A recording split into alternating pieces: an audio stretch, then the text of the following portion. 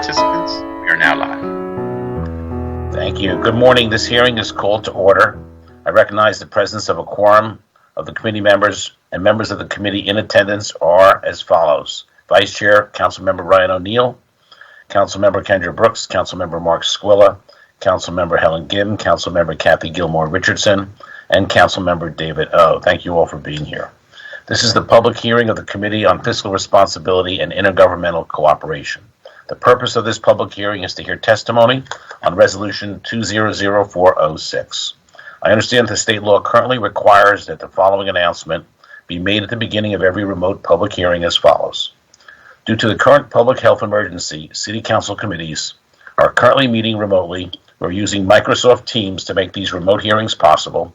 Instructions for how the public may view and offer public testimony at public hearings of council committees are included in the public hearing notices that are published in the Daily News, Inquirer, and Legal Intelligencer prior to the hearings and can also be found on phlcouncil.com. The clerk will now please read the title of the resolution before this committee today.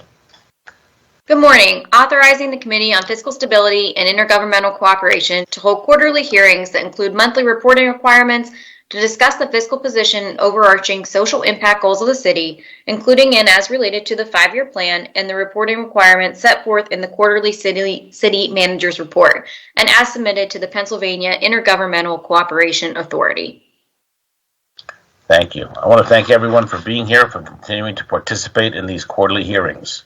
Today, we're going to walk through the most recent quarterly city manager's report to discuss the ups and downs of the quarter and compare how we're doing today to how we thought we'd be doing when we forecasted this. We'll also discuss how things are going with the recovery spending, and lastly, we'll finish up with some great work by the Pew Charitable Trust. The work they're doing is to provide measurement of our economic recovery and growth in the wake of COVID. It's great to see outside organizations stepping up to provide objective viewpoints of our city's economic health. So let's get started. Ms. Burback, please call the first panel of witnesses. We have Rob DeBoe and Ashley Del Bianco from the Finance Department, Harvey Rice from PICA, and Tom Ginsberg from Pew.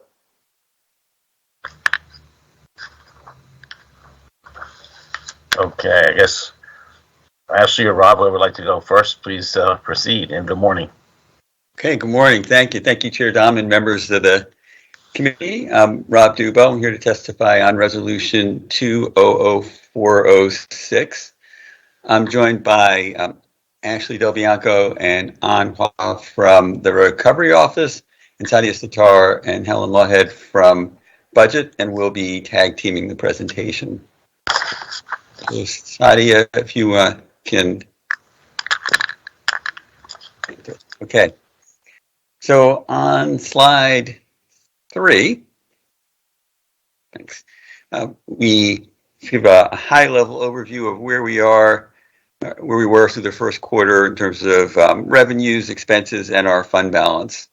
So revenues at $777 million came in really almost exactly where we projected, just about $2 million less, but $27 million less than the same quarter a year ago.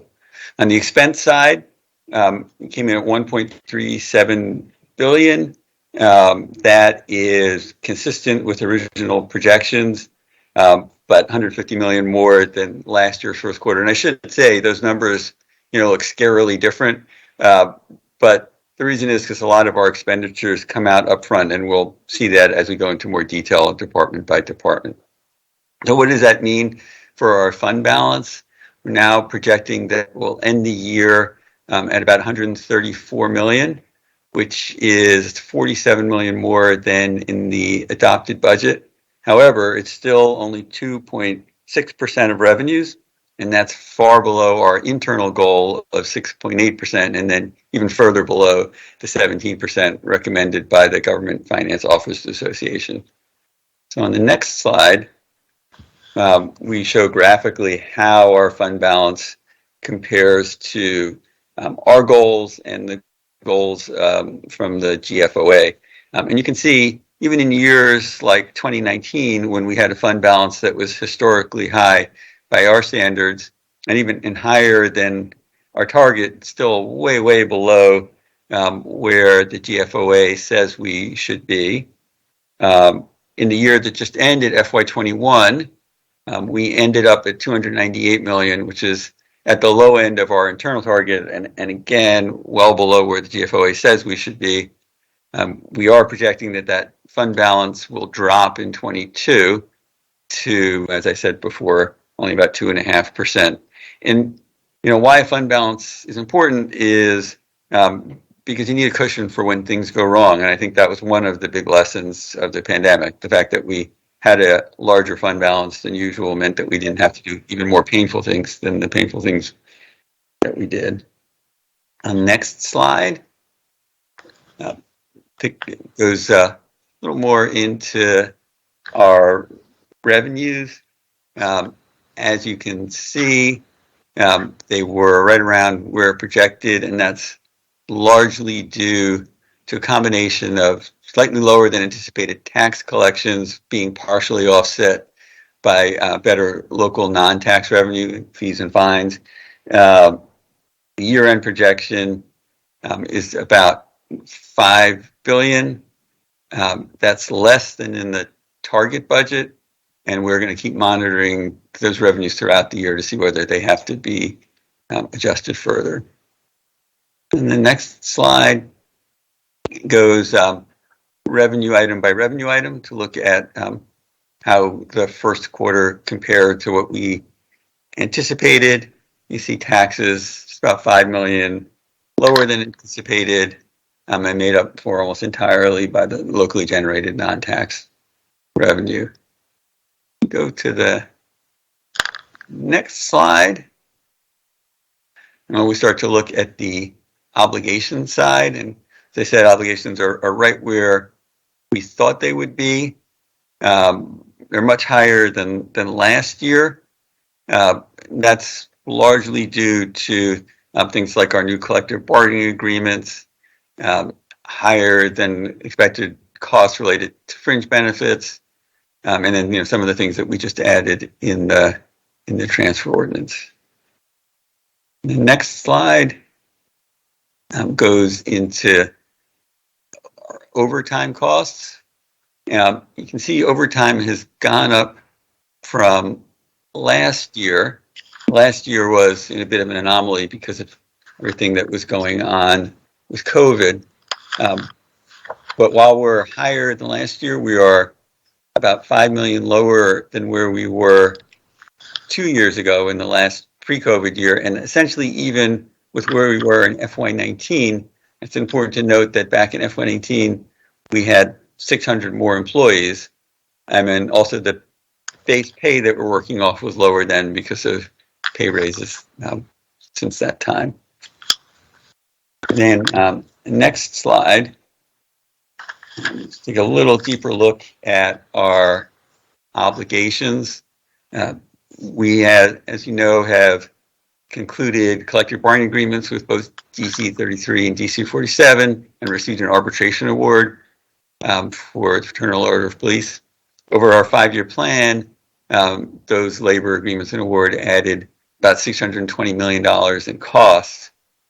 We've put aside estimates for the remaining contract with firefighters, correctional officers, and a couple of other units, and for exempts and non-reps, about 288 million, assuming that those agreements and awards are similar to what was in 3347 in FOP.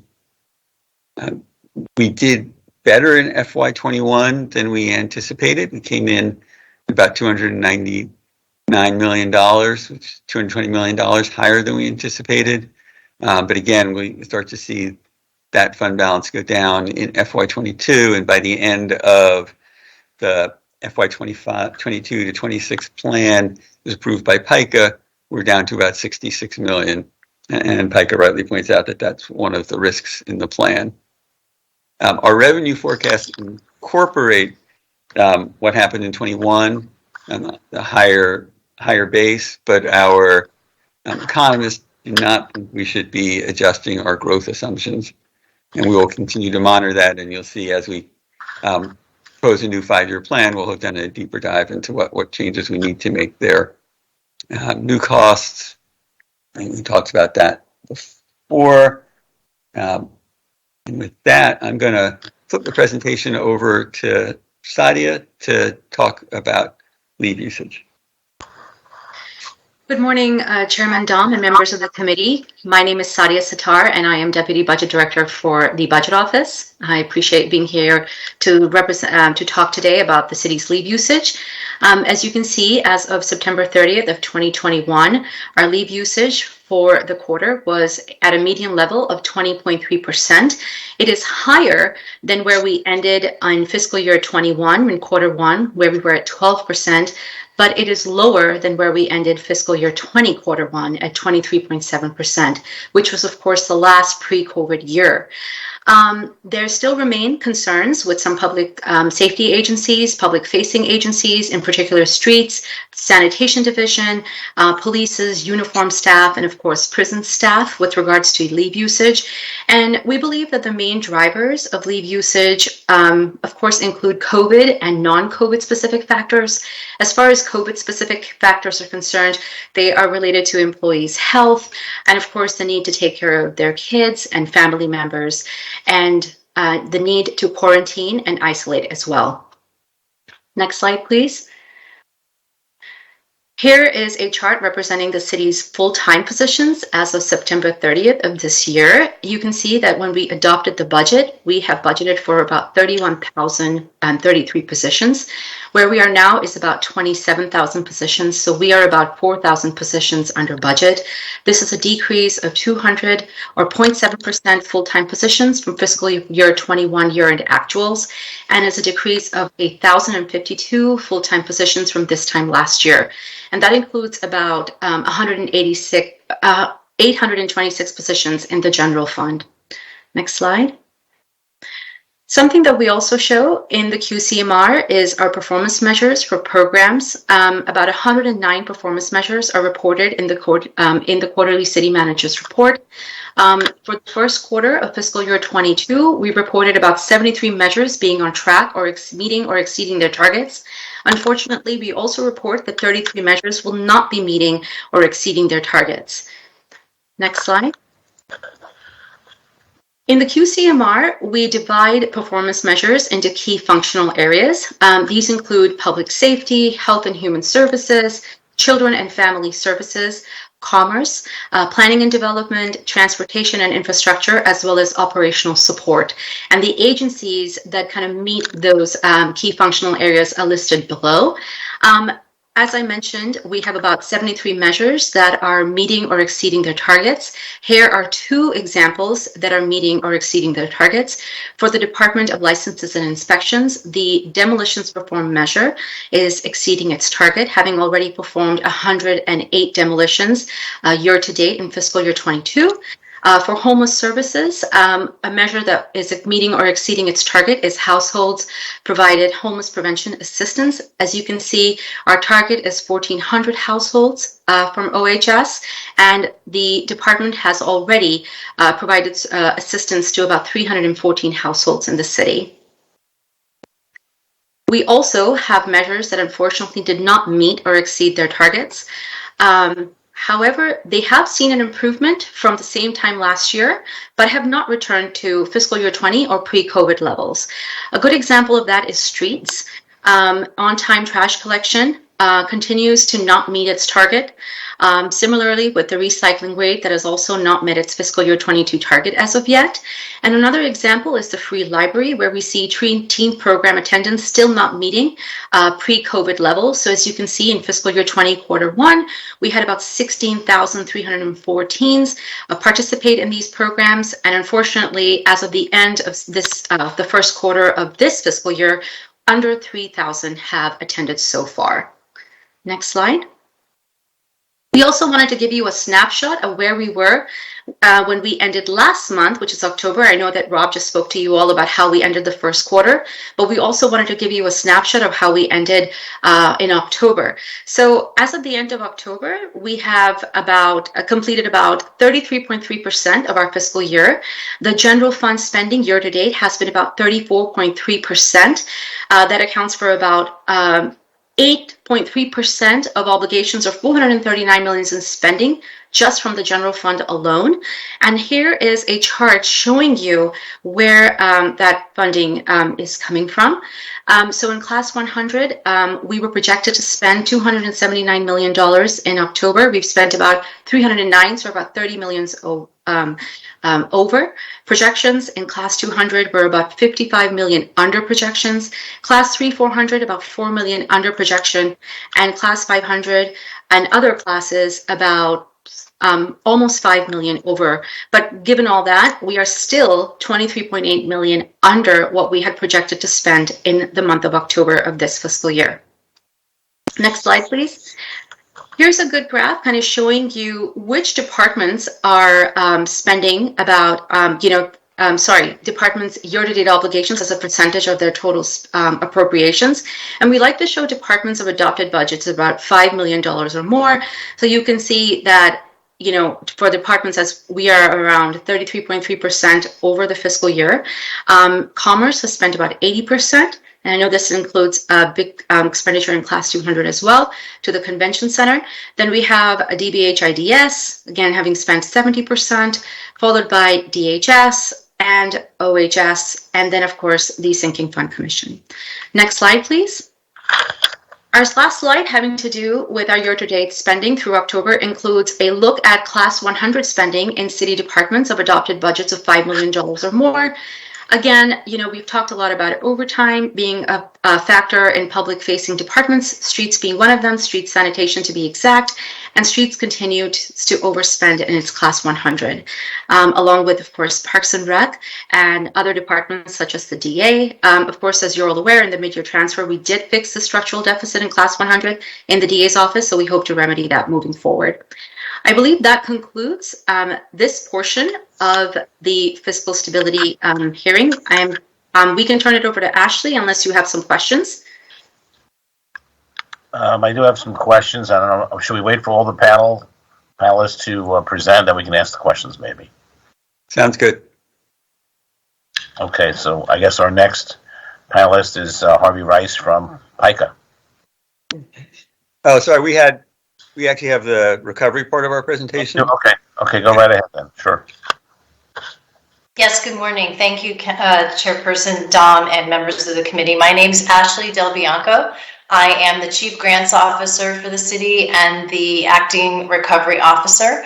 And I'd also like to introduce you to An Hua, who is our Deputy Director for Grants Management and Compliance in the Office of Recovery and Grants. And together we're going to present some information for the recovery funding, specifically focused on the American Rescue Plan and the coronavirus local relief funding.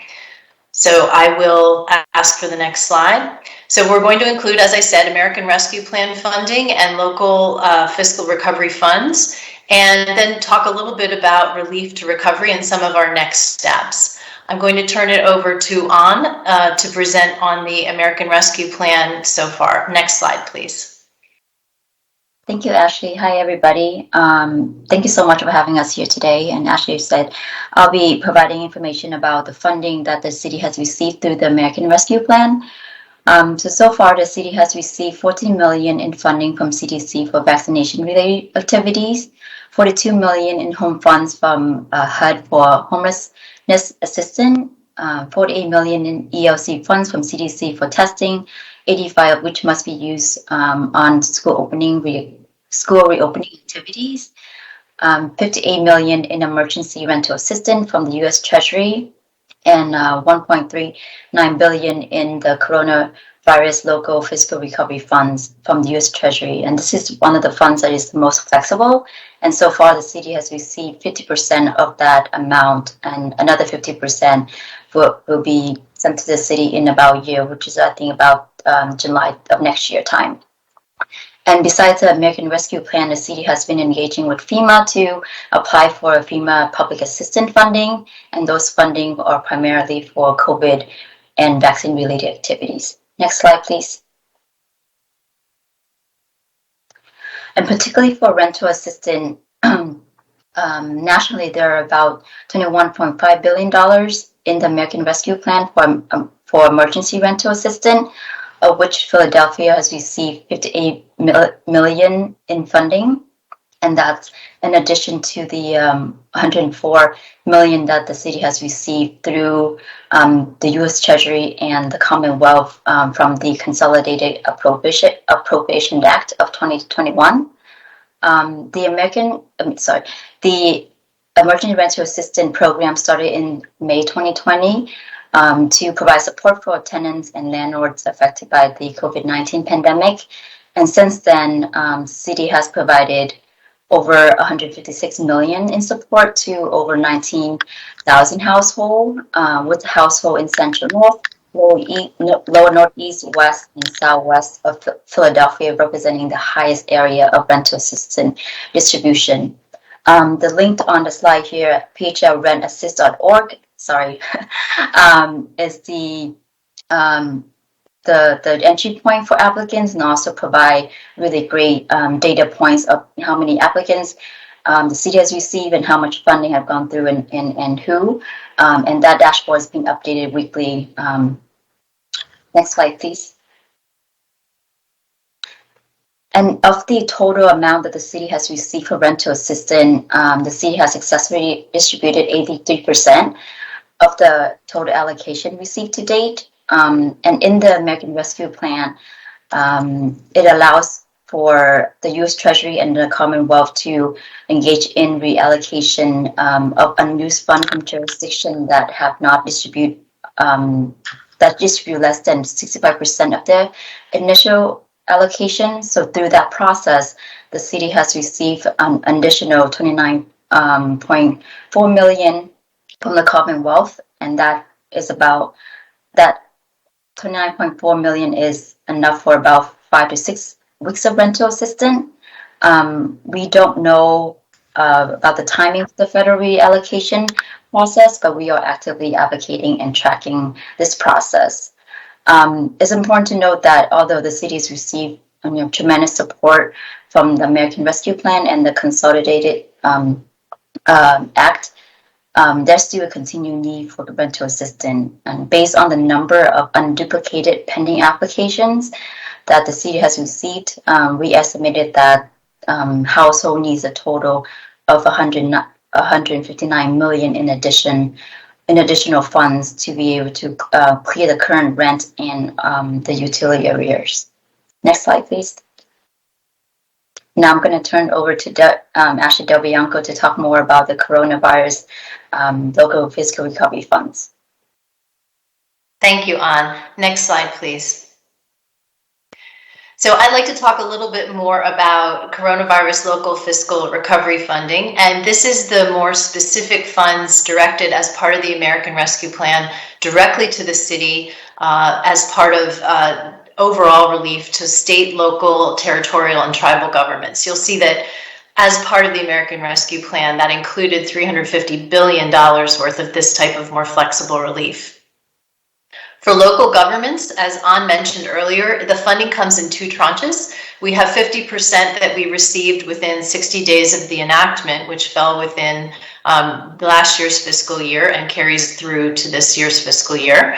And we also are entitled to additional funding because we are both a metro city and county. So you'll see that our combined figure here is for a total of $1.395 billion. Next slide, please. Something to really emphasize here is that while the coronavirus local fiscal recovery funds were intended to help us as state and local government to assess the negative consequences of the pandemic and to recover, it is possible to use these funds for revenue replacement. And that is, in fact, what the City of Philadelphia is doing with our funding. It is not enough funding, despite how helpful it is. It is not enough to get us back to where we were pre-pandemic. When you look at the figures here, you'll see that our projected fiscal year budget gap over the 5-year plan is $1.5 billion, whereas we're receiving $1.4 billion from CLFRF funding. So it's not enough to fully fund our gap, but we are using these funds for revenue replacement. This funding really will help us to avoid more painful budget cuts and decisions by covering our costs. As we all know, that this has been a very difficult and painful year of budget decisions over the past couple years, and will continue to be. But as you'll see on the next slide, please, we wanted to take a look here at how we compare as a city to other cities, and our colleagues at Pew Research Centers were able to provide for us a picture of that. They were able to show us that in this fiscal year, our budget shortfall compared to other cities, Philadelphia is actually only exceeded by Detroit in the amount of budget shortfall that we projected for 2021 calendar year. And this is based on their analysis of fiscal year 2020 expenditures. So the chart there represents Pew's research, and you'll see the significant gap that we have. And why is it that Philadelphia is faring worse than most other cities? In large part, as you know, there is a heavy reliance on income taxes, or our wage tax, excuse me, in relation to property taxes. And we have been exceptionally affected by the fact that our non-residents during the pandemic were not contributing fully their portion of the wage tax because they were not resident in the city at that time. And lastly, we had limited reserves. They certainly helped us, as Rob pointed out, to have some reserves. But as Rob was discussing earlier, our fund balance is not particularly high. And so we were more impacted by these shortfalls in revenue. Next slide, please. With that said, the American Rescue Plan and its funding, which is very crucial, will help us to comparatively do well in relation to our 5-year plan goals. With the funding of the American Rescue Plan Coronavirus Local Fiscal Relief Funding, we're able to avoid layoffs. We will not necessarily be looking at tax or fee increases. We've been able to really focus on providing the services that are most public facing and critical to our residents, including a lot of youth and library services. We're able to continue with new investments for 911 co-responder and mobile crisis units, as well as violence intervention, returning funding to the Cultural Fund, allocating funding for the Citizen Police Oversight Commission, and covering debt service, enabling us to pave additional roadways. Without the funding, you can see on the other side of the screen, some of the highlights here would have been that we had a $450 million gap projected in FY22, and all of these things would have probably resulted, if we did not have American Rescue, in significant layoffs and or significant tax increases. And we would have had a lot of difficulty being able to provide those critical services described. Next slide, please. So LFRF and the 5-year plan, what does it mean for us? We're treating the funding from the American Rescue Plan as flexible revenues. These funds will be going directly to the general fund, and it will mostly fill the gap that was created by the pandemic. We are not using it to target specific programmatic spending. It will be used to support overall operations, COVID costs, investments in continuing education, health, and anti-violence priorities, and it will keep the plan balanced. So we're using it to the maximum flexibility allowed rather than identifying specific programs. Next slide, please.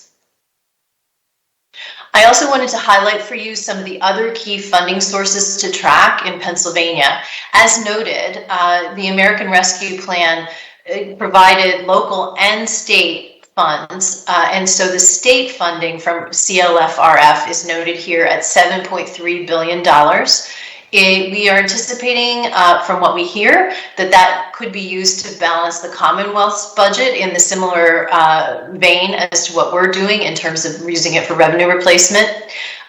There is additionally a Pennsylvania Capital Projects Fund that will be enabling additional critical capital projects in a whole range of areas as outlined here, including education, health, and other remote service options.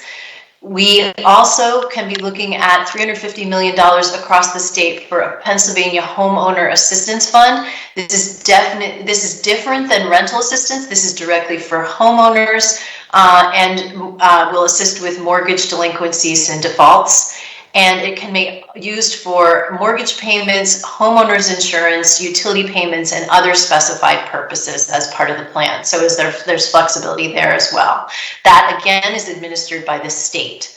And lastly, a significant effort to support small businesses. The state is receiving $207 million for the state Small Business Credit Initiative, which, as the title suggests, it will be extending credit to small businesses, similar to the relief programs that were stood up during the pandemic itself. Next slide, please. So we wanted to take one last moment to talk a little bit about lessons learned and next steps related to coronavirus relief and recovery. So one of the things that you will have noted throughout this is the theme of critical and timely support from the federal and state and local funding sources. This has allowed the city to stand up very quickly some effective relief programs. These included small business supports, rental assistance as described, and direct public health and public safety programs responding to the pandemic for vulnerable residents. More can be done, however, to streamline and maximize access to these existing programs. As An had described, Philadelphia is noted as one of the most effective distributors of our rental assistance, and that is definitely something to learn from and that we can continue to look at as a way to effectively reach out to both residents and landlords to continue to improve that program. But it also can have benefits to help us in terms of the program design and the tools that were used to communicate and track applications for other programs that we're doing. The ARP provides the city with enough funding to support those core services, and it will allow us to avoid painful cuts. It will also make direct funding available to individuals and businesses, and that's important to note as well. So beyond the coronavirus local fiscal relief funding, An had described funding that is coming in directly for particular services, and those will be directed to individuals and businesses. We have used some innovative methods to help families and businesses maximize those new resources, but again, that's an area where we can continue to learn and improve. And finally, we know that accessing all of these resources is really critical for Philadelphia to emerge from the pandemic. We want to be thinking about how we move from recovery, from relief into recovery, and expanding our vision for what that looks like, and not returning to business as usual. So in some of our participatory budgeting processes and other processes, those are opportunities for us to do so. In our Office of Recovery and Grants, we continue to provide direct management of our federal and state funding, and we also will be continuing to work with our colleagues in finance and across the different city departments to make best use of those resources. That concludes our testimony. Thank you. Thank you. Is there anyone else from the administration? Okay, I think Mr. Rice, I think you're up next. Thank you. Good morning, Chairperson Dom and members of the City Council Fiscal Stability and Intergovernmental Cooperation Committee. My name is Harvey Rice. I'm the Executive Director of the Pennsylvania Intergovernmental Cooperation Authority, the state oversight agency for the City of Philadelphia. Thank you for allowing me to testify and to speak about PICA's report on the quarterly city manager report for the first quarter of fiscal year 2022, which is July, August, and September. Before I start my testimony, I would like to first thank you, all the city council members, for supporting the pending legislation in Harrisburg to extend PICA beyond its scheduled expiration date. As you know, along with city council, PICA has been an integral part of the city's fiscal recovery and continuous stability since the early 1990s when PICA was adopted. Extending PICA would continue this partnership to ensure Philadelphia's fiscal stability going forward. As requested, I did not prepare a PowerPoint presentation today. Instead, I will highlight important components of the QCMR. As you know, the city recently received an FOP arbitration award and negotiated labor contracts with ASME District Council 33 and District Council 47. As such, the city's 5-year plan, which was approved in July by the PICA board, was needed to be revised to include the cost of these labor contracts. That cost was approximately $618 million. The city submitted the revised plan to PICA on October 29, 2021. After review and evaluation, the PICA board unanimously approved the revised plan last week. And accordingly, the QCMR was submitted on November 15th of last week, and this reflects the revised plan projections going forward. Here are some of the highlights I would like to point out.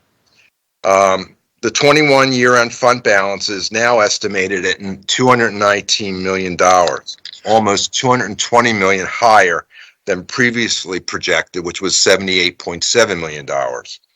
This was primarily due to higher revenues of $140 million and lower obligations of $201 million in fiscal year 2021. So the projected fund balance for fiscal year 22 is now $133.9 million.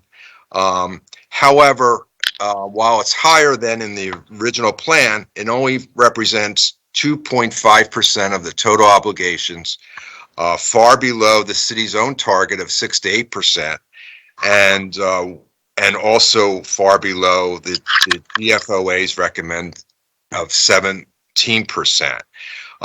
If you looked at the 6 to 8% by the city's target, we should have $366 million in the fund balance, and if you adhere to the GFOA's recommendation, that would be almost $900 million in the fund balance.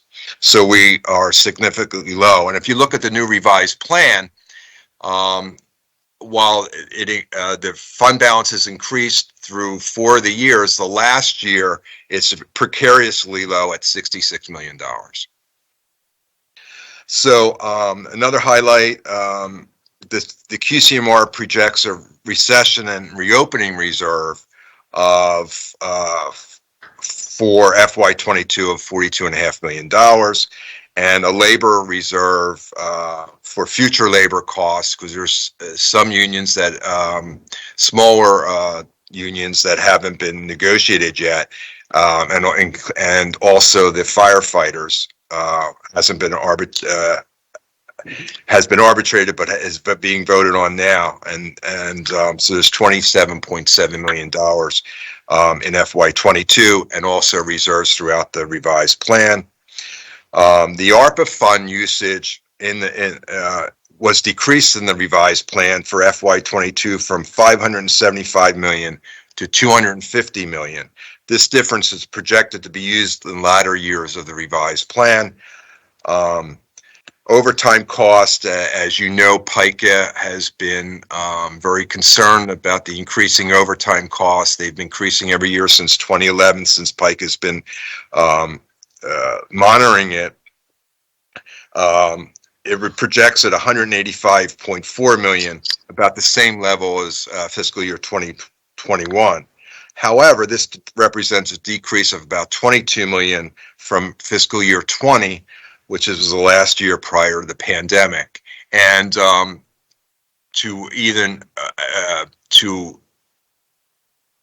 emphasize that and give you a good picture, when we presented last week to the board the 4 months overtime cost for July, August, September, and October for FY22, we compared it not only to FY21, because that was a nominal year, but to FY2020, and there was a $10 million decrease in 4 months from FY20 to FY22 for overtime cost.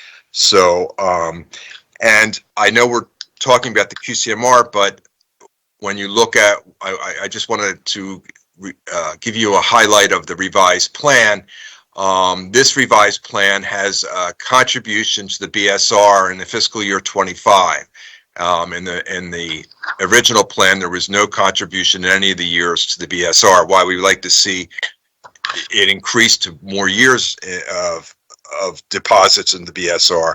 We're happy to see that in the revised plan, one of the fiscal years, there's a contribution to the BSR. Thank you for allowing me to testify, and I'm here. I'll be happy to and available to answer any questions that you may have. Thank you, Mr. Rice. Thank you. And we'll come back to you with some questions. Thank you. Yes, next is Tom Ginsberg from Pew. Hi, thank you very much. I'm going to share my screen and make sure you can all see it.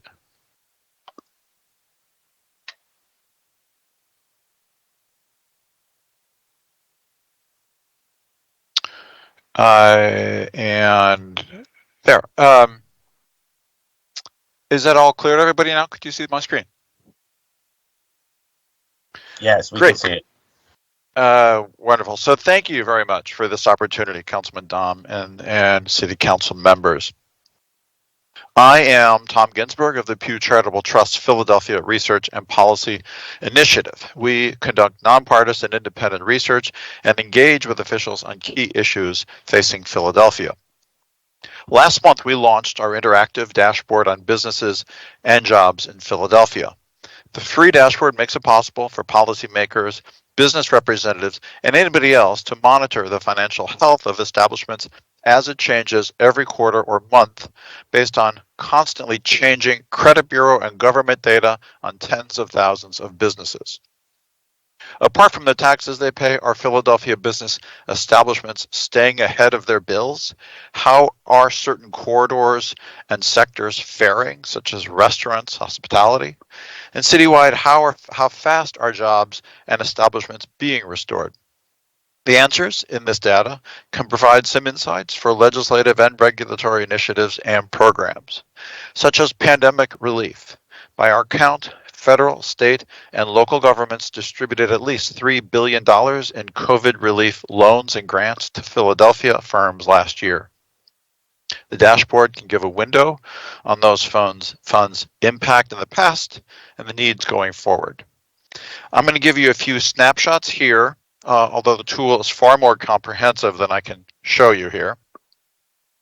The dashboard has, slide, 9 charts that are updated monthly or quarterly, such as delinquency on paying bills, bankruptcy filings, consumer spending of small businesses. It also has 2 reference charts showing pre-pandemic conditions. They include citywide percentages of businesses owned by Black, Hispanic, Asian, and white owners. Again, these 2 reference charts are from before the pandemic, the latest solid data that was available. Unfortunately, comprehensive current demographic data on business owners is pretty much non-existent. We are looking at potential ways of generating this data, although it's still theoretical. I'm going through showing you the charts, quickly breeze through them to give you a sense of how comprehensive this is. Those are the pre-pandemic charts at the bottom. And then I will drill down a little more into what some of them say. When you go to the dashboard, you'll see the first chart you'll see come from Experian Credit Bureau. I'm showing them here without any filters, so it's showing all businesses as of the latest period we have in hand as of today, which is September 2021. Overall, these show that business health is improving, but modestly so. The first chart you'll see delinquency on bills. This tracks the share of establishments paying their bills 31 days or more late. About 6% in the last period, Q3, 6% were moderately or severely delinquent. That's a little better than earlier in this year, but it's still worse than last year, the earlier line, when it was somewhat flat, which coincided with a lot of those government infusions I mentioned earlier. Delinquency is like an early signal on business health heading up or down. Financial stability, this is Experian's composite measure of future default risk. This is a forward-looking indicator. Lower the line, the worse here, the higher the better. It moves very incrementally, this line. This is the average score, but you can see it has been sloping upward slightly, and that's positive. Balance on credit accounts. This is the median amount owed to creditors or lenders. This is a sign of business growth or risk or both. Notice the slope was still heading upward as of September, the last period shown, even with the PPP loans being forgiven. That was the biggest amount of loans coming in. This is potentially a good sign, that upward slope, especially when delinquency in the other chart is heading down. You can use these filters to slice by industry too. And here I'm going to switch and show hospitality. Leisure and hospitality, which includes restaurants, hotels, entertainment, recreation venues, and the like. Typically, these sectors' health is more volatile than the other sectors, but you can see here how much worse it's been on delinquency on the left chart, although there was a glimmer of hope in the September dip there right at the end. Contrast that to the professional, there's the dip, the professional, scientific, and technical sector. Its share has essentially been flat, you see on the left there, and staying low, while its credit balances have been high and hovering high over the city average. We can also filter down to specific zip codes. The dashboard gives you a map, as you see there on the right, to visualize the differences by zip code. This is looking at delinquency on bills. In September, Center City East's share of bills, I'm showing Center City East here, the share of businesses that were late on their bills, which had been spiking up, started to come back down to the citywide average. This may have been related to business activity picking up this past summer through after that rough first 18 months. Looking at another area, compare that to West Philadelphia, 19139, where delinquent share had been volatile, back up and down, and now it's heading back up. And compared to an area like Olney, where the delinquent share was up and now has come down significantly, and that's a positive sign. On jobs, the dashboard shows the percentage lost or gained since 2019, in most cases since the same month in 2019, by sector. Total employment in September was still about 8.2% there, below September 2019, 2 years earlier. That's the level where it's sort of stuck now. You see that line is sort of flat. In fact, we just got October data yesterday. It's not posted yet on the site, but it remains also still about 8% below for October. Filtering down to industry sectors on jobs, some sectors are coming back better than others. For example, hotels and eateries are still far down. That's the gray line there at the bottom. But notice there is a little hopeful uptick in September. And again, in yesterday's October data, that uptick continued. That was a whirlwind through the tool. It literally has hundreds of permutations for you to explore, many of them new every month. To help you, your staff, and any interested stakeholders understand this data, we're happy to provide more detailed briefings, and we'll be setting them up. And I thank you very much for your time and look forward to your questions. Thank you. That's a great tool. I want to thank you and Pew for that tool. That's really very impressive. I would like to recognize at this time my council members who joined, Councilmember Isaiah Thomas, Councilmember Cindy Bass, and Councilmember Jamie Gauthier. Thank you for being here.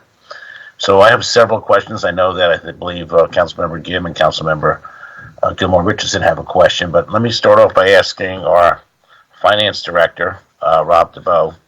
The big question for me is, of the $1.5 billion that we will be short over the next 5 years, can you tell me 3 or 4 of the biggest reasons why? For example, wage taxes. How much in wage taxes consist of that $1.5 billion, and any other taxes that you could share with us?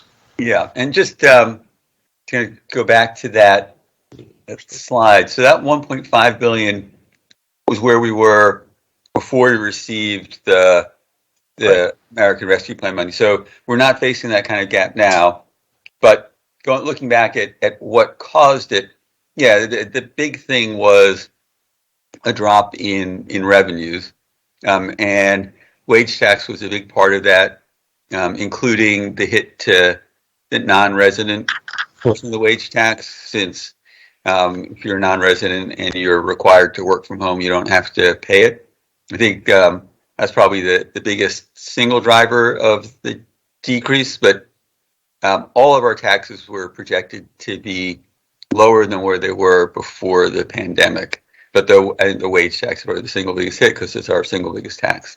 But if we're looking at this, and let's just say for a moment, thank God we're receiving the 1.5 billion. But if we are not going to receive the 1.5 billion, if God forbid another pandemic happens, I'm trying to figure out if the 1.5 billion was wage tax, gap, 500 million, 700 million. So I'm trying to figure out what we need to address going forward. Yeah. So we can get you the dollar contribution, but that wage tax hit was the biggest portion of it. And if you went to that chart in Ashley's presentation from Pew that shows what happened to us compared to other places, the reason that our hit was so much bigger was because we're relying on sensitive taxes like the wage tax. And Rob, I love that chart. I was so happy to see it in the presentation today. This is the chart that showed we were short 14.7, I believe, and compared to Baltimore, they were short 5%. So really the heart of this is, how do we make sure we're not second worst in the country? How do we make sure we're towards the lower numbers? And it sounds to me like what my gleaning from this is that it's wage taxes and maybe possibly business taxes. And also, I think a big part of it is the types of jobs we have created in the city. Because when you look at jobs that pay $35,000 to $100,000, many of them are in the suburbs, and those jobs continued throughout this pandemic. While we have over 60% of the jobs we created the last 10 years pay less than $35,000, those were the jobs that were affected by hospitality and other problems in that economy. So if we can figure out how to create higher paying jobs in the long term, we'll have a much more stable city. And I think that's what other cities have done when you look at that Pew report of the shortages in the budget. So that's why I'm trying to figure out, what of that 1.5 billion, is it 700 million? Is it $1 billion? How much is wage taxes, and what are the other taxes that make up that differential? So and it was a combination of taxes falling off and new expenditures, because there are a whole range of new expenditures that we have to incur for the pandemic to help fight the pandemic. So combination of both things, and we can get you that breakout. And we make sure that of the new expenses we incurred, we tried to obtain every possible dollar through that Recovery Act of those expenses. Yes, we have. In Ashley's office, we have an office that's dedicated just to that, and they work with everyone throughout the government. And there's a really high focus on making sure that everything that can be reimbursed is reimbursed. So, basic question, I was noticing, I think you highlighted on the QCMR, I think it was the streets department that had a pretty low percentage of performance. I think it was like 56%. And I also noticed that on the budgeting area, it seemed like streets went over budget. And I'm just wondering what we can do to help and support our streets department to improve in that area, because that's like a basic service that people of the city expect. Yeah, and I think council did something to help in the transfer ordinance, where we've provided additional staffing for streets. I think what's happened, because of the increase in tonnage and increase in lead usage that Sadia talked about, we've had some challenges collecting all trash, and without that, overtime goes up and costs go up. I think with that money that we added to the transfer ordinance, they'll be better able to collect trash. You should see performance go up and overtime go down. And who's in charge in that department of looking at every possible new technology to make us more efficient to help the streets department do their job? Yeah, and I think it's a few people depending on where you're looking.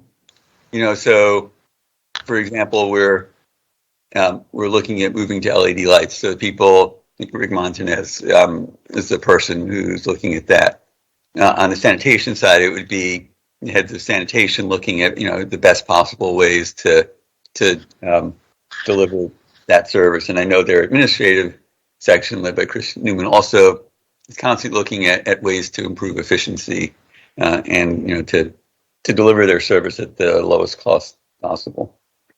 Another question I had is on the performance measures. I noticed that with 73 measures we're on track, which is good, and 33 measures, I guess, need to improve. Who works with those departments to help them improve and achieve their goals? Yeah, Sadia, it looks like you're popping up to answer that.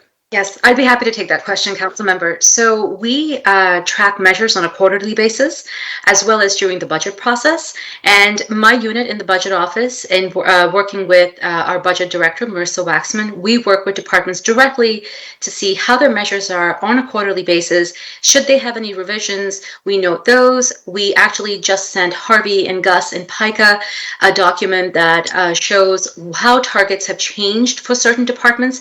You know that we adopted the budget, created the proposed budget in March of this year. Things have changed since then. So we actually keep PICA apprised of any changes in target levels as well. But departments come to us should they have any changes. They propose changes in their measures so that they are accurately representing how each program in the city is performing.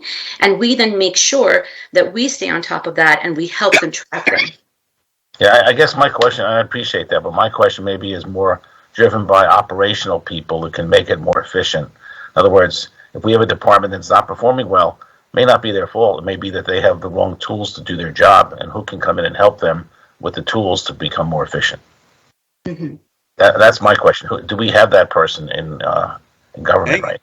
So I think it really will vary by where the department is, because I think that responsibility often will rest with their cabinet member, and they'll be or in the managing director's office, cabinet member or the deputy managing director responsible for that area will give the kind of advice and technical expertise that's needed to help with performance. Okay. I have a few more questions, but I'm going to allow my colleagues to answer some questions. And I think the first one was Councilmember Helen Gim had a question, so I'd like to recognize her. Thank you so much, Mr. Chairman, and I appreciate these hearings as always. So I just wanted to clarify one thing because it did get brought up with Rob. The key issue around the wage and income tax is not so much the amount of money that somebody earns, but actually where they reside. Is that correct? I think there are two issues. One of which you're correct is that for people who live outside the city but work in the city, if they are if they're directed to work outside the city, they don't have to pay the wage tax for that day. And we've estimated that will be about a 15% hit to the wage tax. So that's a big part of what's happening. There's some also, just decline in jobs, and that decline in jobs also translates into a hit to the wage tax. I think it's both of those things. So one of the key things is that, as you noted, for residents of the city who have jobs elsewhere, that they do not have to pay the wage tax. Is that correct? If they work outside of the city? Anybody who lives in the city has to pay the wage tax. If you live outside the city, you have to pay the wage tax unless you're not able to come and work in the city. So I think the clarity, though, that we're trying to emphasize is that if people live in Philadelphia, the wage tax issue can be addressed. And one of the questions is about the importance of livability, growing the residential base, and making it clear that residents, no matter where they may work, pay the wage tax. And those jobs, even though they may be high paying, if those residents don't live in the city, it doesn't actually matter if they are not working inside of the city, or if those jobs in this particular case are able to be done at home, then they don't pay the wage tax. So it's not necessarily the salary level of the job. It's the importance is either the business and the business workers have to be physically in Philadelphia, or they must reside in Philadelphia. Yeah, and just want to clarify one thing. It's if they are directed to work at home. If they work at home by choice, they still have to pay the wage tax. All right. Thank you very much. Sure. I wanted to thank the administration for highlighting the eviction diversion rent assistance program, that has been, I think, one of the city's most successful and certainly nationally lauded efforts in the pandemic. And I think what was rightly noted was that in a time of crisis, we actually invested in our internal capacity. We strengthened up the technological aspects to make the PHL Rent Assist portal and the website more accessible, quicker, and more streamlined with other entities so that we could move the money faster. I think we were able to distribute the latest Rent Assist dashboard. I know you are using other numbers, shows us having distributed over $220 million to almost 36,000 households, most of them landlords, since May of 2020. So I think that's significant. I think the $156 million in Rent Assist disbursement that you mentioned is just ERA2 funds. Is that accurate? I'm going to let Ashley respond. Thank you, Councilwoman. It is a combination of ERA state and federal funds. Yes. So, but you're correct. That is basically the phase. That particular phase is inclusive of those ARP numbers. Yes. Okay. So, one of the areas that we and I appreciate that we're tracking this money because I think it's incredibly important to families and to the health of our city. But we appreciate, the support in tracking and advocating for the federal reallocation of unused funds from jurisdictions that have distributed less than 65% of the initial allocations. This was a big push. This is, sort of what didn't happen in that early phase, and it got reallocated by the state to the Department of Prisons, or Department of Corrections, rather. I'm sorry. And so, now we have a chance to ensure that municipalities and jurisdictions that have overwhelming need are able to access them, a certain time after. It's our understanding that the vast majority of jurisdictions have not distributed 65% or more of the allocation. Do you know if that's true or not, statewide? At a state level, that's a good question that I don't have a full answer for. I can see if I can get more information on it. What I will say is that not very many jurisdictions receive direct local funding from the state. So Philadelphia was one among only a few counties that received a direct local allocation. And in the majority of cases, the state itself was overseeing the distribution into jurisdictions. So I don't have I don't know whether it's a majority or not and what the factors are, but I could get some additional information on that for you. Do you have any sense of the possible range of funds that could be received based on how much has been unspent and how much we may have received initially? You mean for the reallocation of state funds? Yes, our understanding is we have received our full reallocation at this point. The state did prioritize going through that process for those entities that A, were successful in distributing at least 65%, and B, that were receiving direct local distributions. It is not our understanding that beyond the $29 million we have received from the reallocation process that we would receive additional state reallocations. Okay. All right. Thank you. One of my questions is about the Pennsylvania Capital Projects Fund and about the $279 million in there.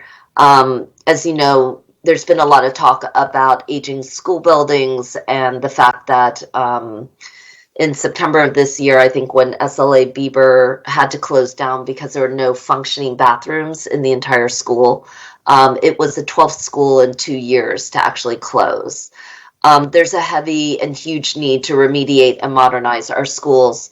Can you share any information about whether the Pennsylvania Capital Projects Fund could help address any of this, or any additional information as to how and when that money is being dispersed and where we are in the allocation process, regardless of whether it involves schools? Sure. My understanding is that school and education capital projects are eligible.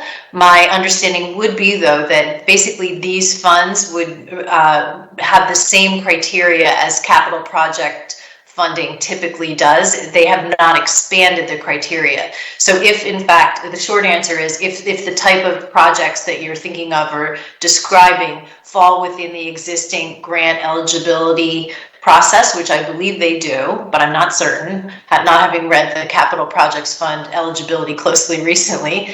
I know school facilities in general are eligible. Okay. And you don't have a sense of how that money is being dispersed, or no? I think application process, and is it done by city governments, by private entities? How are we applying? Well, the state, it basically is a state process. And so I think us communicating and advocating what the priorities would be an essential part of that. We have not received any formal guidance about an application process at this point for capital funding. Okay. And is that because the state hasn't issued it, or because we haven't, we need to figure out what that looks like? We always try to keep an eye on things. So to my knowledge, the state has not issued guidance on that, but again, I can double check that for you. Okay, thank you. And then for Pew, I wanted to thank you for your report, and as well, one of the biggest concerns, obviously, is what's happening with small businesses in the city of Philadelphia. The number of jobs at small businesses, I think, as you noted in Q1, down 17%, seems to have declined the most when you're looking at job loss by employer size. I'm curious whether this matches trends in other cities nationally. Is it better or worse? It's not great either way. It's just kind of getting an understanding of what's happening and how we can best support small businesses here in Philadelphia, because I don't think we're doing nearly enough. Hi. The dashboard itself doesn't compare to other places or other cities. It's just looking just at Philadelphia. So as far as the dashboard goes, we're just looking just at the city. Other data, and we can see other data on an ongoing basis. Certainly, jobs declined everywhere, nationwide. Slightly, there would be differences from one city, from one metro area to another. The national data comes out about a month or two before the local data, and we have seen in the national numbers also an uptick nationally. How that differs from one city to another, I have not looked at, but we can see that it looks like in the latest numbers that just came out yesterday that we are following some of that trend here too. We're seeing some of that uptick here in certain sectors. Some sectors, like hospitality, generally are low and have recreation venues and that sort of, those remain significantly below their pre-pandemic levels. Some of the others have never really dipped much below, and a few of them are actually above where they were pre-pandemic. One of them is professional scientific, like I highlighted. I think the information sector also stayed pretty solid. But that's the. I can give you more breakdown if you need it. I can give it to you later from what we see in our data. Yeah, we may follow up with you, and I assume some of it. We'll take a look at the dashboard a little bit more closely about the breakdown of small business job loss or growth by sector. I think would be really helpful and hopefully inform some of our work as we look at the next budget cycle in terms of addressing that area in particular. Great. We'll reach out to your office too. We'll set something up. And then I just wanted to clarify, going back to the reallocation of rent assistance money, if I could, just for clarification, I think that you had mentioned state reallocation, but I was asking about federal treasury reallocation. You're muted, Ashley. Sorry.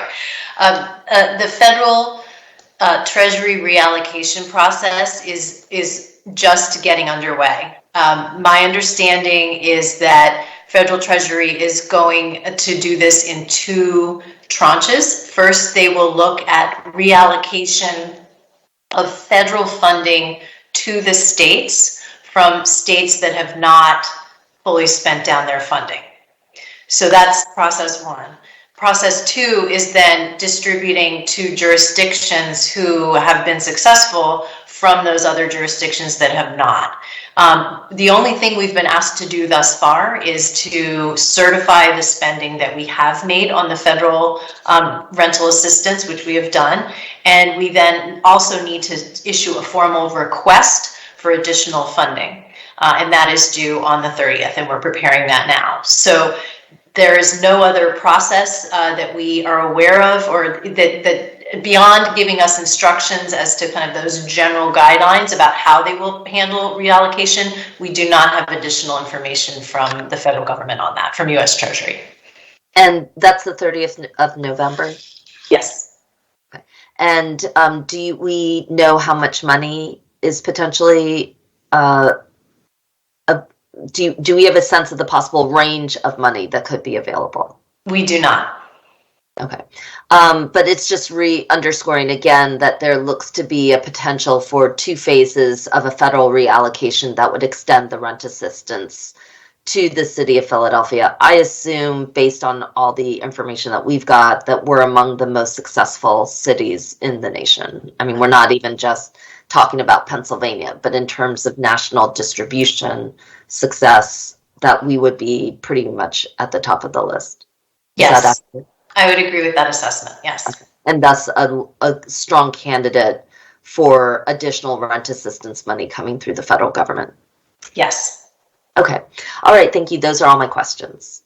Thank you, Councilmember Gibb. Thanks very much. Great questions. I have a few more questions I just wanted to ask. First, I wanted to recognize our Commerce Director, Mike Rashid, for being here. Thank you, Director Rashid. And then I guess maybe, Rob, you could answer this one on the fund balance, or Harvey. I think both of you mentioned that our fund balance, if I got it right, went up about estimated $220 million more than we thought. Correct. Yes. And we're going to end with about $290 million. Is that what I heard? Our preliminary actual for FY21 was 298.5. And what were the main 2 or 3 drivers of what caused that to be much higher? Yeah, so it looks like Harvey. Go ahead, Harvey. You look like you're eager to say. Well, revenues came in higher than projected, and the expenses, obligations, were lower than projected. And those were the 2 major driving factors where we had a higher fund balance than projected in the 5-year plan that we saw in the revised 5-year plan. I don't know if Rob wants to speak further to that. That's good. Okay. And just in the breakdown, how much of that was revenue versus expenses that were lower? I haven't seen.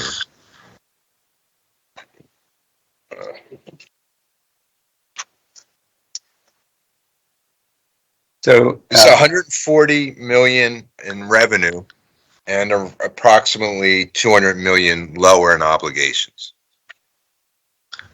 So I can give you some of the big drivers, if I think that's what you're looking for. So the wage tax was higher. Mm-hmm.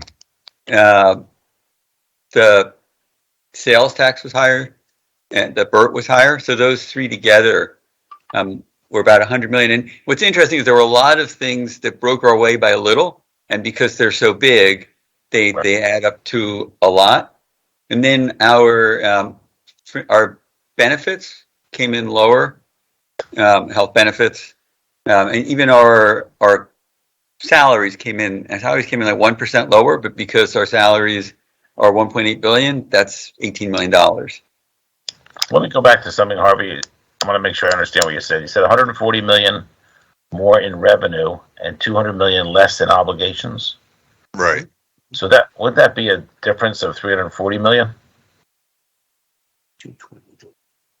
There were some adjustments, so. Okay. All right, maybe you could let me know about that, what the final numbers were on that. I want to go back to wage taxes for a second. I think part of what offsets that is moving some of the federal money from 1 to 22. Right. Yes. So that was part of it, moving the federal money. Okay. So, but really, in the performance of the city, would it be accurate for me to say that 140 million more in revenue and 200 million less in spending. Is that Yeah, accurate? I think that's a fair, yes, I think that's a very fair assessment. Okay, I think that's good. You know, Right. bad. That's what we like to see. Yeah, let me go back to wage tax for a minute. Yeah. I think, Rob, did you say the projection of refunds was going to be about 125 million, and it's about 110 roughly?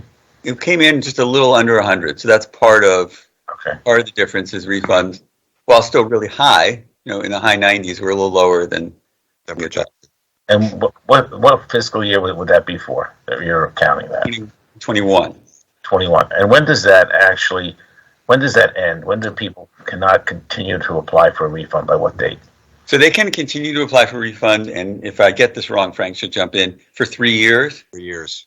So we think we've seen the bulk of it, but there is a chance that you'll see some continuing hit. And you see it use the big time for people to start looking for wage tax refunds is around when their federal taxes are due.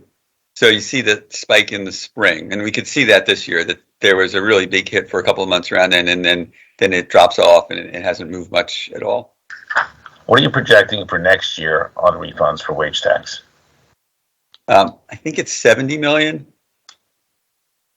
And then the other question is, how will inflation possibly affect our operational costs, especially in Class 200?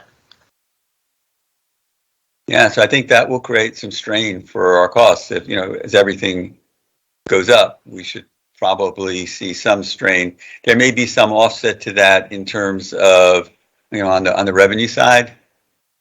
For example, if wages go up, right, because of inflation, that there might be some impact on the wage tax. I mean, I've seen reports inflation could be 8 to 10% this year and 8 to 10% next year. Yeah, and then we would see that in the sales tax too. Right. Okay. Other question I have is,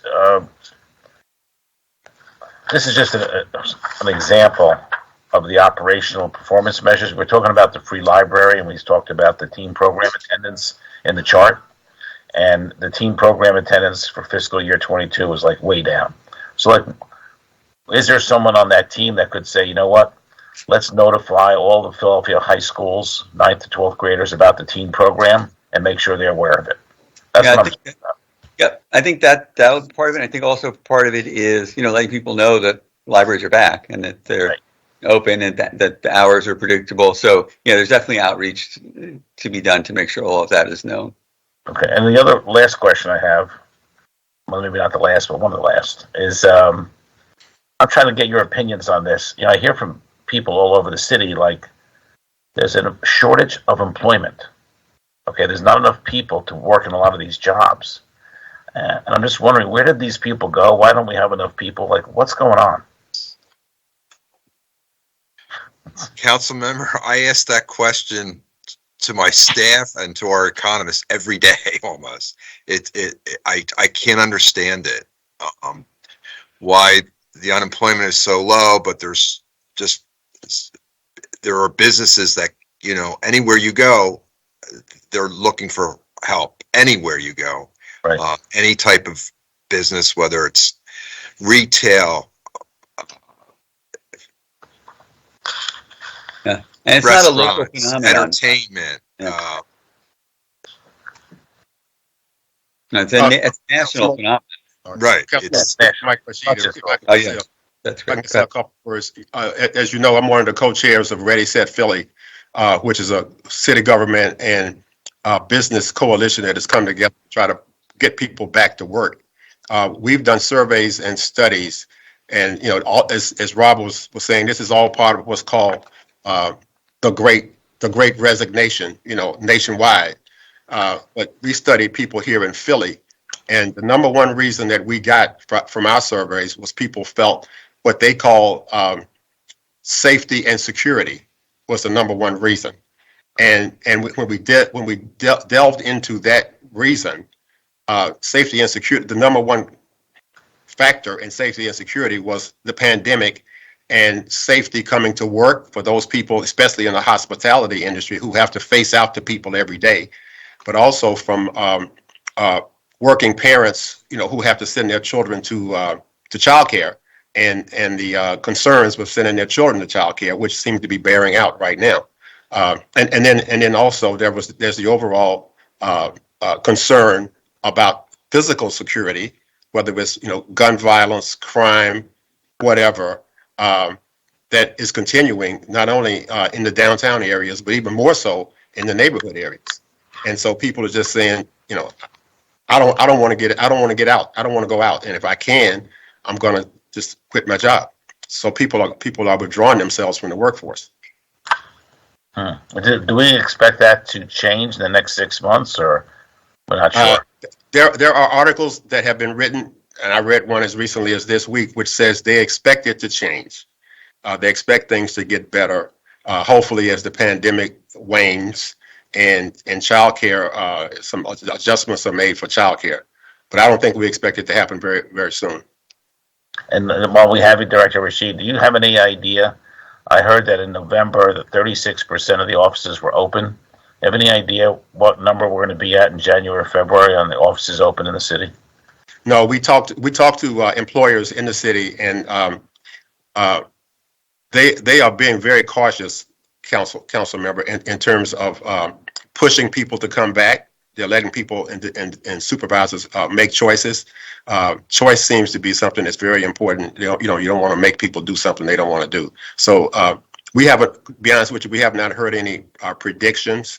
We're just hopeful. What's overriding the whole thing is the pandemic. And I think a couple of weeks ago we would have said things are getting better with the pandemic. The numbers were going down, but now in the last couple of weeks the numbers have come up, and so we'll just have to see. Okay. I mean, that's probably key to helping our budget, also getting all these people back into these jobs so we can get those wage taxes and other taxes paid. So, all right, well, thank you. And any other questions from my colleagues?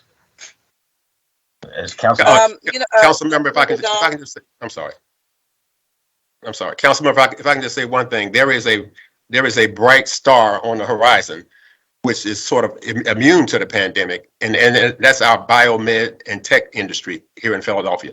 As you probably know, almost $1.4 billion is being invested into that industry in 2021. We have more new starts in tech than any other city, including Boston. And the good thing about that industry with respect to the pandemic is when you're working in a lab, you really can't work remotely in a lab. You have to come into the lab and do what you want to do. And the labs are being built in West Philadelphia. West Philadelphia is positioned to be the #1 gene and cell therapy center, not only in the United States, but in the whole world. I'm fully aware, and we have a great person named Jim Wilson running that program. So that's great news. Thank you for sharing. Yes. That's great. Yes, sir. Is my colleague, Councilmember Kathy Gilmore Richardson, she's having technical issues. I'm not sure she's able to ask a question, but she's going to send it in for the record. Okay. Any other questions from my colleagues? Mr. Chairman, this is Councilwoman Bass. I just wanted to make a statement. Sure. And I wanted to just say that, number one, that I thought that the hearing has been really, really informative from my viewpoint. And I wanted to just circle back to Mr. Rashid and his comments. And I wanted to, number one, thank him for breaking it down in terms of where have all the employees gone. The conversation and the analysis that was done, I think it for many of us, or at least for me, it really did put together some of the things we have been suspecting, some of the things we had been thinking, and just that there was a thoughtful analysis of this. It really comes together and makes sense. So I just really wanted to, give kudos to that, and also to the work that we do here in council around, making sure our employees are safe and employment conditions matter. There's a lot more that we have to do, but we also have to do more so that people feel comfortable coming outside onto the streets of Philadelphia, and that they will return to pre-COVID normalcy. And I know that's going to take some time, but getting there is very, very important. It's important not just economically, but it's important, to the psyche, for our mental conditions. And so I just really wanted to thank Mr. Rashid for his analysis, and really thank all the speakers. I think it's been a wealth of information. So thank you, Mr. Chairman. Oh, thank you, Councilmember Bass. Appreciate it. Thank you very much. I want to thank each witness for being here today. Mr. Yes. Chair, Yes. Willer, if I could say real quick Sure. question. Sure. We're talking about the libraries and even the streets department. Well, why are we having such a hard time filling those positions? Since there are current lists that are available, it's taking a time. I think we are in the process. The libraries back open. Yeah. No, I think we are in the process of we're adding new positions. Yeah, we're adding new positions. So I don't think that's the. I don't think the. You're adding new positions. Wait, you're adding new positions, or you're filling the ones that aren't filled? We're adding new positions. That we added funding in the transfer ordinance to add new positions to the streets department. Yeah, but the problem seems to be that we're not filling the ones that are empty. So if we can't fill the ones that are empty, adding money for the new positions, how is that helping? No, I think actually the problem there has been more, absenteeism. I don't think it's as much a large vacancy rate. It's been more people are out. I had a hard time hearing you. I'm sorry. It seemed like the library had said that they can't get people to fill their positions, and therefore that's why the libraries aren't open full time. If that's not accurate, then maybe we could go back and ask them again. Oh, I thought you were asking about the streets. Sorry. Library streets. Yeah, I think the library has had problems filling positions. But I know that they're working with HR on that, but I do think that's been an issue there. Yeah, and there is a large list, so that's what makes me. It just seems like we're really moving slow on filling these spots, and I agree that we, could increase our sanitation workers. Those guys are working. They've been working through the pandemic and working diligently, and we need more, especially since we're now working with the street cleaning program. Is that still moving forward as projected? Yeah, I think so. I haven't asked about it, but I think so. I haven't heard that it's not. I guess it's a better way to put it because I have not had conversations about that lately. All right, if we could get that information to the chair, it'd be appreciated. Thank you. Okay. Thank you, Councilmember Squilla. Good questions. Any other questions from my colleagues? All right, seeing none, I want to thank every witness for being here today. Great testimony, great information. We appreciate your testimony today and look forward to working with you in the future. I also want to thank everybody who's tuned in today. I think it was a very good hearing, and all of you brought great information to the city today, which is great. And lastly, and very importantly, I want to wish you and all your families a very safe and happy Thanksgiving holiday. And this concludes the hearing on Resolution 200406. The hearing is now adjourned. Thank you all. Take care. Thank you. Thank you.